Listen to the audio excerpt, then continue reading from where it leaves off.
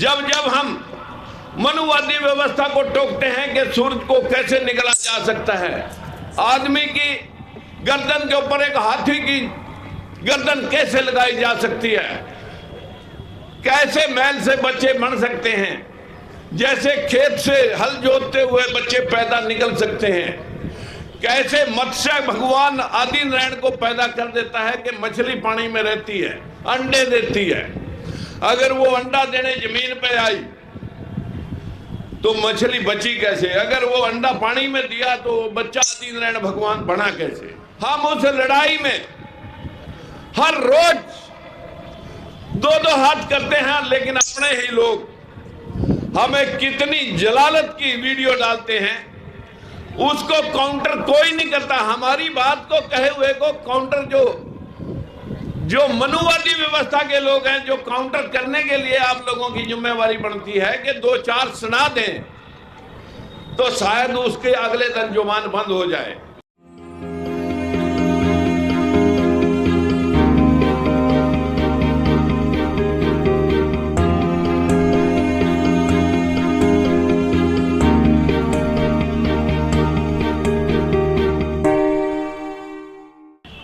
मित्रों, आदमी थोड़े हो या ज्यादा, वो ज्यादा मायने नहीं रखता।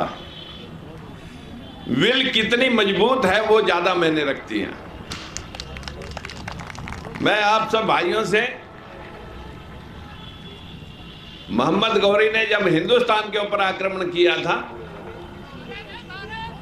3 बार 4 बार हारने के पश्चात खंडरात के अंदर छुपा हुआ था।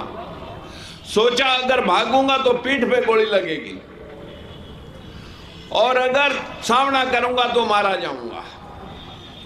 लेकिन उसने एक मकड़ी को चढ़ते और उतरते देखा। 16 बार प्रयास करने के बाद वो 17वीं बार चढ़ गई। उसी से शिक्षा लेकर के एक लेटर लिखा उसने कि राजा साहब, पुर साहब, मैं संधि करना चाहता हूं और संधि के लिए मैं साथ साथ माफी भी मांगना चाहता हूं, मुझे अनुमति दी जाए। अब राजा पोर्स दरबार सजा करके बैठ गया और वो घुटनों के बल चलते चलते चलते चलते राजा साहब की जाके जब पैर पकड़ते ही खड़ा होकर के कनपट्टी के ऊपर उसने हथियार रख दिया और उसको भरी महफिल से कैद करके कि बोलो, सबको बोल दो, हथियार डाल दो, नहीं हम तो मरे हुए हैं, आपको मार देंगे। युद्ध जीत गए, यहां से कैदी बना करके ले गए। आज मेरा भाव उस बात को याद कराने का आपसे इसलिए है कि हम इतनी महफिल के अंदर शायद ऊपर मंच के ऊपर डायस पर ज्यादा लोग बैठे हैं, हम आपको कहें कि आप कम लोग लेकर के आए हैं। ये हमारी नासमझी और हमारी बेवकूफी होगी। आप इतने ही लोग अगर मार्मिक हैं और आप मिशनरी हैं, भाई अभी शंभू कुमार बोल रहे थे, मैं इस भाई की धन्यवाद करता हूं बारंबार, और वामन मेश्राम जी भी यहां मंच पे बैठे हैं। हम उस लड़ाई में हर रोज दो दो हाथ करते हैं, लेकिन अपने ही लोग हमें कितनी जलालत की वीडियो डालते हैं, उसको काउंटर कोई नहीं करता। हमारी बात को कहे हुए को काउंटर जो मनुवादी व्यवस्था के लोग हैं, जो काउंटर करने के लिए आप लोगों की जिम्मेवारी बनती है कि दो चार सुना दें तो शायद उसके अगले दिन जुबान बंद हो जाए। ना था हमारे लोग हमारी बात को ही काट करके अपने ही लोग। मित्रों, मंच पे विराजमान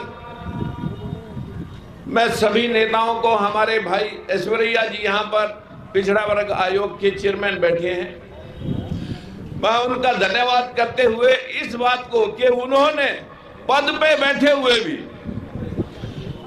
अपने बात का, अपने पद का परवाह ना करके मिशन के साथ हृदय से काम किया। भले उसका परिणाम कहीं आया हो ना आया हो, लेकिन हरियाणा में परिणाम आया। मैं धन्यवाद करना चाहूंगा सरनिया साहब का। हम पिछले दिनों में प्रयास एक कर रहे थे, बहुत भाषण होंगे, खूब सुने उन भाषणों को सोशल मीडिया के जरिए आप पहुंचाएं। जब जब हम मनुवादी व्यवस्था को टोकते हैं कि सूरज को कैसे निगला जा सकता है, आदमी की गर्दन के ऊपर एक हाथी की गर्दन कैसे लगाई जा सकती है, कैसे मैल से बच्चे बन सकते हैं, जैसे खेत से हल जोतते हुए बच्चे पैदा निकल सकते हैं, कैसे मत्स्य भगवान आदि नारायण को पैदा कर देता है कि मछली पानी में रहती है, अंडे देती है। अगर वो अंडा देने जमीन पे आई तो मछली बची कैसे? अगर वो अंडा पानी में दिया तो बच्चा आदि नारायण भगवान बना कैसे? हर रोज जब इस का चीरहरण करते हैं तो अपने लोग जो भटके हुए हैं, हम उनको बुरा नहीं कहते, उनको अभी तक किसी ने सिखाया नहीं है, ना उन्होंने बाबा साहब को पढ़ा, ना उन्होंने महात्मा ज्योतिबा फुले, माता सावित्रीबाई फुले को पढ़ा। अरे नमन कीजिए इन लोगों को, ये भी अकेले थे, कीचड़ और पत्थर खा करके आपको आज कुर्सी पर बैठाने के काबिल करके शिक्षा दे करके, वही जोत बाबा साहब ने आपको संविधान में लिख करके दी। मत डरें, मत घबराएं कि हम अकेले हैं, आज अकेले नहीं हो। कल तक मीडिया हमारी बात नहीं उठाता था। अगर मीडिया के चैनल हमसे भी कांटेक्ट करेंगे, हम प्रयास करेंगे कि इन भाइयों को सपोर्ट करें, क्योंकि हमें ज्यादा से ज्यादा सोशल मीडिया के माध्यम से, यहां भले संख्या कम हो, हमारे लोग ना आए, लेकिन अपने चैनलों के ऊपर सब्सक्राइब करके, अपने चैनलों को पोस्टर रोज डाल करके अपने लोगों तक अंधविश्वास का चीरहरण करते रहें। जब हम लोग जागरूक हो जाएंगे, मैं दावे से कह सकता हूं उसी दिन सवेरा होगा। सवेरा होने जा रहा है।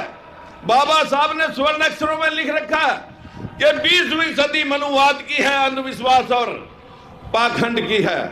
21वीं सदी का भी 22वां साल चला है और 22 साल में आप लोगों के अंदर इतने चैनल यहां पर खड़े हैं। मैं सलूट करता हूं इन भाइयों को कि जो लोग आज कम से कम आपकी बात को पहुंचाने के लिए पूरे देश भर में, पूरे विश्व में बात चली जाएगी। मित्रों, भाषणों में कुछ रखा नहीं है, एक्शन में कुछ रखा है।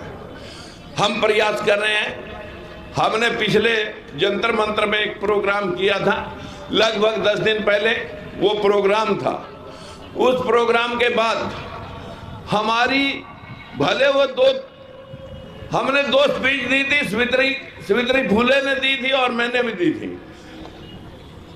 20 घंटे के अंदर 2.5 लाख लोगों ने वो बात सुनी।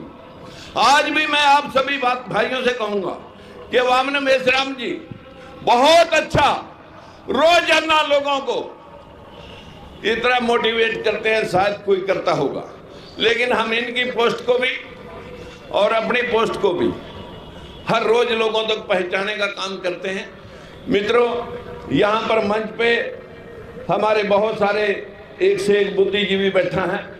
हमारे अभी भारतीय विरोधी दल के विजय साना जी आए हैं। राजबाला जी ने आपके सामने कहा कि डरे मत कि हम अकेले हैं। हम अकेले नहीं हैं, हम आपके साथ हैं, चिंता करने की जरूरत नहीं। आप जहां लगे बस लगे रहें, मिशन का काम करते रहें। बाबा साहब ने जैसे किया था, माता सावित्रीबाई फुले और पेरियार रामास्वामी गाडगे साहब, ना जाने कितने महापुरुषों ने, बाबू जगदेव प्रसाद और अभी वामन मेश्राम जी, काशीराम जी जैसे बहुत सारे लोग काम करने के लिए आए हैं।